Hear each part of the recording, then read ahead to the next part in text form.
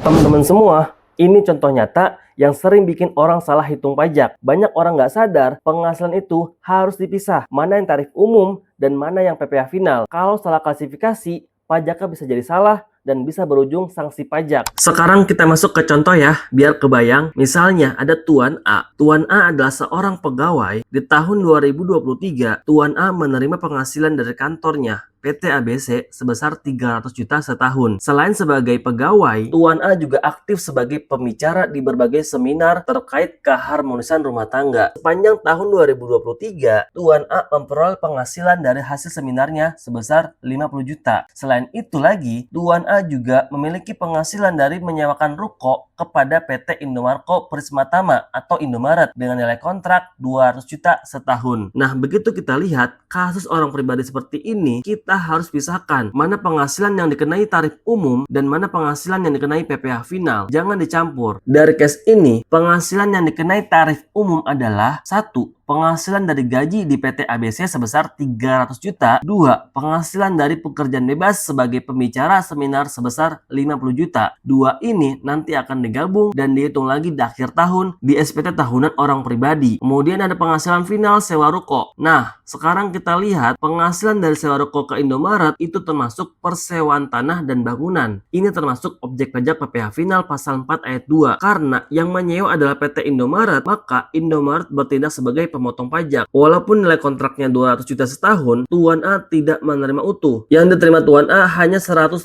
juta karena dipotong PPh final 20 juta. Dan ini tergantung dengan kontraknya juga ya teman-teman. Nah, konsepnya ini penting teman-teman. Karena ini PPh final, maka begitu dipotong, pajaknya sudah selesai, tidak digabung lagi dengan penghasilan lain dan tidak dihitung ulang di akhir tahun. Artinya, penghasilan sewa ruko 200 juta ini tidak digabung dengan gaji dan penghasilan seminar. Di SPT tahunan yang dihitung ulang hanya gaji 300 juta dan penghasilan seminar 50 juta. Sedangkan penghasilan sewa ruko 200 juta cukup dilaporkan saja sebagai penghasilan yang dikenai PPh final. Dan satu lagi yang sering salah, bukti potong PPh final 20 juta ini tidak bisa dikreditkan, tidak bisa mengurangi pajak lain, tidak bisa dipakai untuk mengurangi PPh tahunan karena sifatnya final, sudah selesai di situ. Nah, jadi dari contoh ini teman-teman semua harus ingat, gaji dan pekerjaan bebas itu tarif umum, sewa tanah dan bangunan itu PPh final. Kalau salah pisah, pajak bisa salah hitung, SPT bisa keliru, risiko SP2DK bisa muncul. Kalau kamu masih sering bingung mana penghasilan final dan mana yang tidak, tulis di komentar final. Nanti saya bahas contoh lainnya. Dan jangan lupa follow biar nggak salah pajak dan nggak salah lapor.